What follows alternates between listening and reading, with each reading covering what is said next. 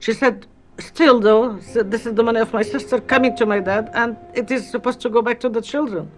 I said, no, this is small amount from my dad. Like, I am happy to get a gift from my dad, it's small amount. But right away, you know, a feeling of contradiction didn't let me feel good.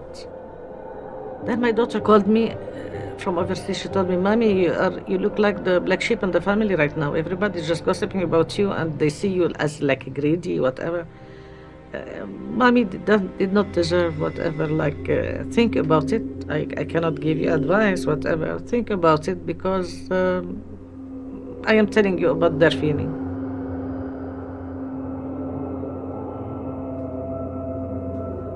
Then one night I went to sleep. It was 1:30 midnight.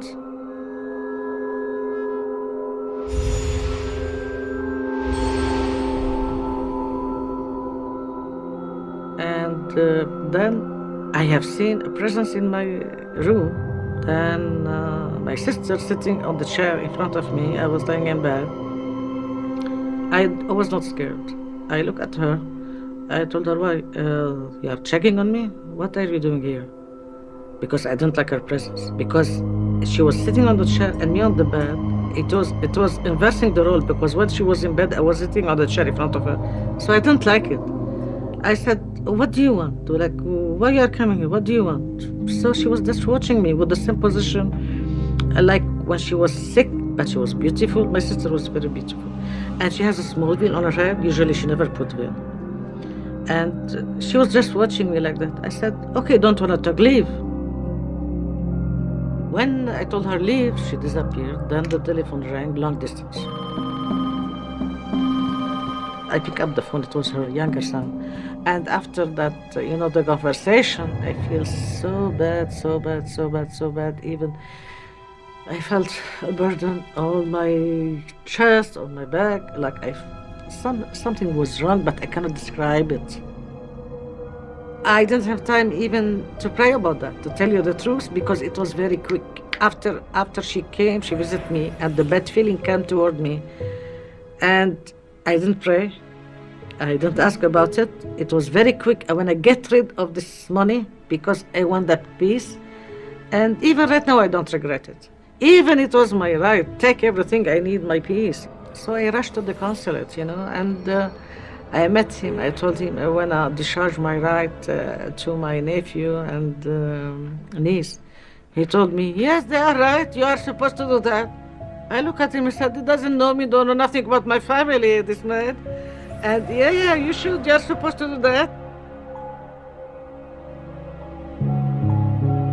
After I finished all this, you know, like I felt quite different. I felt relieved.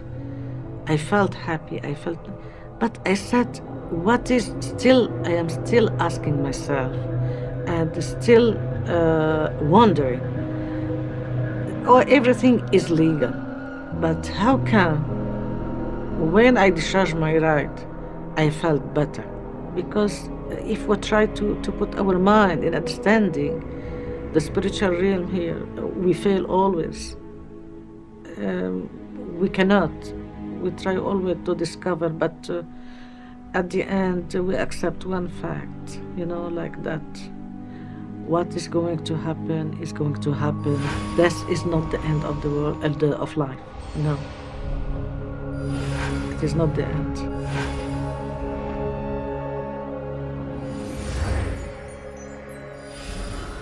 Salwa heeded the direction she felt her dead sister was giving her, to give up part of her inheritance. Even though she believed she had a legal right to the money, returning it gave Salwa great spiritual peace. Salwa isn't the first person to take advice from the dead. In many cultures, ancestors are still part of the daily lives of the living. In some places, the living even consult the dead before making major decisions.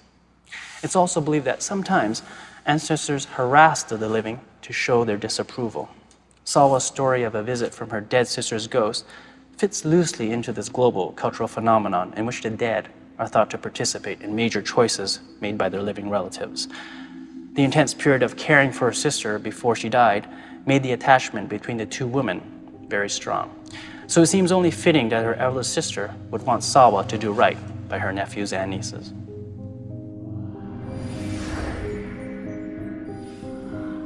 I suppose the supernatural to me, prior to what my experience was in October, is one of a real reluctance to believe. I didn't really get the notion that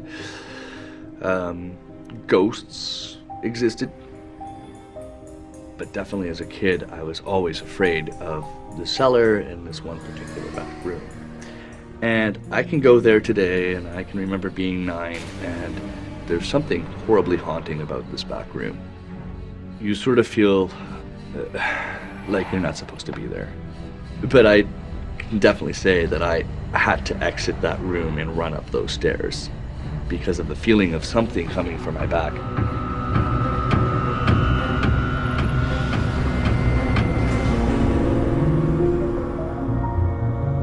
And even now, I'm a grown man and I go down and come up these stairs and I get this feeling that I'm either being pushed up and out of these stairs or that I physically need to get out of there because it's not supposed to be there.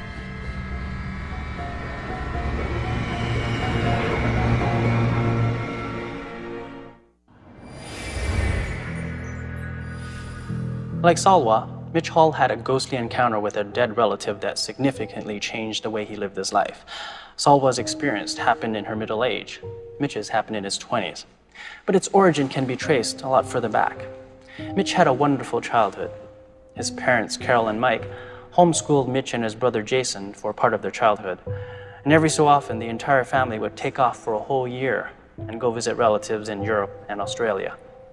The Halls ended up in northern Ontario, running a general store and restaurant. There were tough times, but everyone in the family pitched in, working together.